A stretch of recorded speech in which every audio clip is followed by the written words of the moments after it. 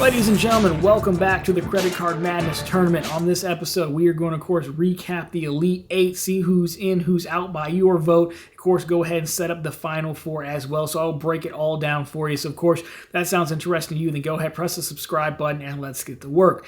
Now, of course, really quick, if you are new here, Credit Card Madness is the channel's yearly credit card tournament, very much so based on the NCAA basketball tournament that's actually going on right now, where we take 16 of the world's best credit cards that are picked by you, the viewer at home, and they square off in a single elimination matchup until we only have one winner and a champion remaining.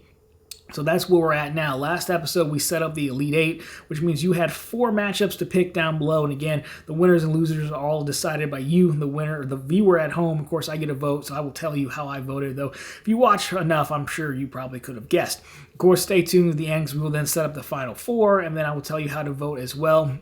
The playlist that we're building for the 2023 tournament will also be linked down below in case you want to get up to speed. So there is the recap aside. Now let's take a look at the bracket where we left off last time just to refresh your memory here.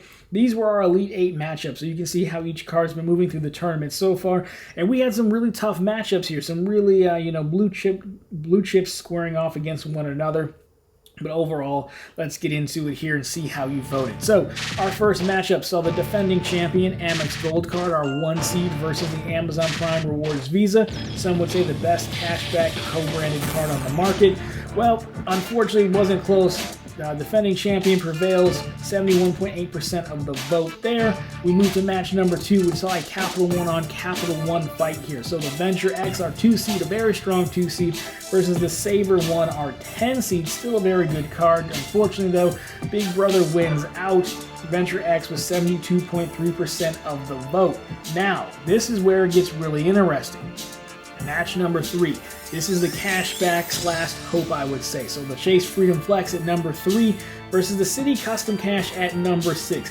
This one was absolutely down to the wire. It could have gone either way, but in the end, the Freedom Flex advances 50.7% of the vote. Custom Cash 49.3% of the vote. If I had let this one go a minute longer, 2 minutes longer, it could have been a different outcome, but the House of Diamond gets it done in the end. But can the House of Diamond do it again? Well, we're going to find out, because our match number 4 is the Sapphire Preferred versus the Amex Platinum. 2 legends here squaring off, but in the end, Sapphire Preferred pulls it out with 55.1% of the vote, Platinum 44.9% of the vote, making it a very close matchup all around. So there you go. That is how it broke down. Now, overall, I took a screenshot of it because I didn't think anyone would believe me, because I'm kind of more of a Team Chase fan, which everyone knows. So I'll put the results up here. We had 330 some odd votes, I think, which is a record.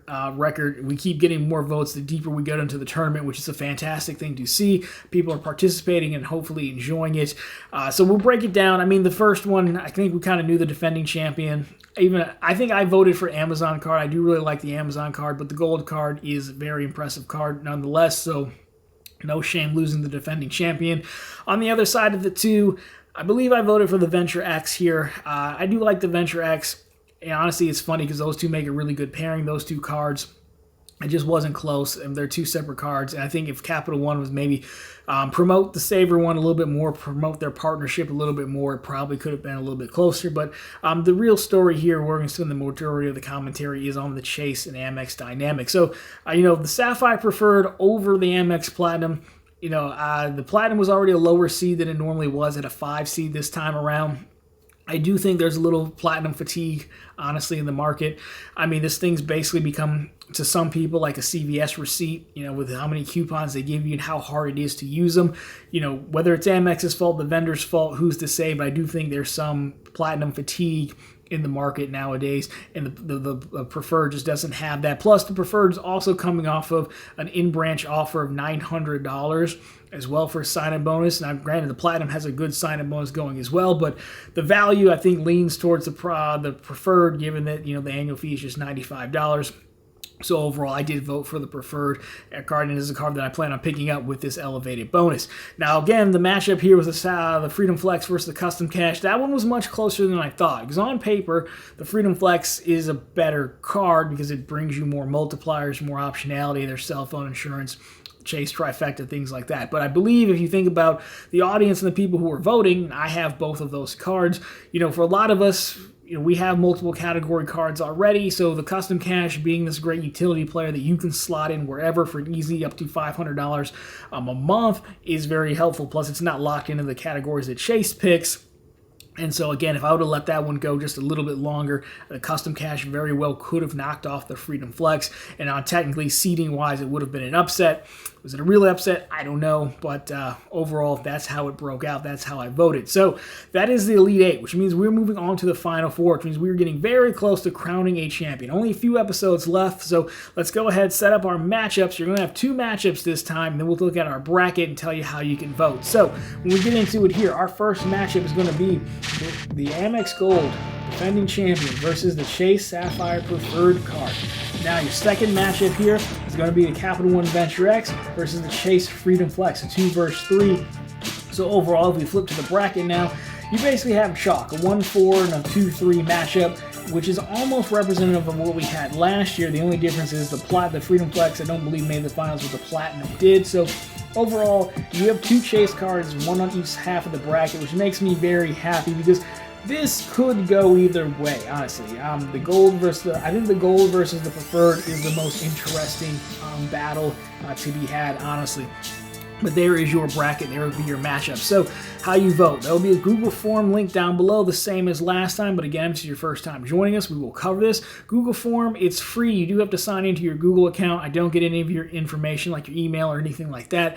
It's just to make sure it's only like 1 vote a person. It's a long story I talk about in the first tournament video, but 1 vote a person, just 2 matchups, vote for those, just an either or. Then next Tuesday, we will be back here to decide, to go over the results and set up our championship matchup of who the last 2 remaining cards are. So again, voting will be open all week. Again, I will try to grab, as it gets more interesting, I'll try to do a better job of grabbing a screenshot of the actual the results so you can see it. Because again, when we end up with Chase cards, I know that I am the commissioner of the tournament, an honest commissioner at that. But even I knew, I was like, people might think I just put in my favorite card by an inch, I didn't want to, but as Vin Diesel says, by an inch or by a mile, a win is a win. So anyways, that has been your Elite Eight. We are now ready to move into the Final Four. So of course, everything you need will be down below. We will be right back here next Tuesday to set it all up as we've done every week in March. So of course, guys, that sounds interesting to you. You want to follow along, help crown a champion. Go ahead, press the subscribe button so you don't miss a minute of the tournament action. Of course, thank you so much for watching. Thank you so much for voting. Tell your friends, get the more people involved, the better. But if not, appreciate it once again. I want to say something about Chase, but I won't. I'll leave my bias at the door and say thank you so much for watching. I'll see you right back here next week for the Final Four matchup.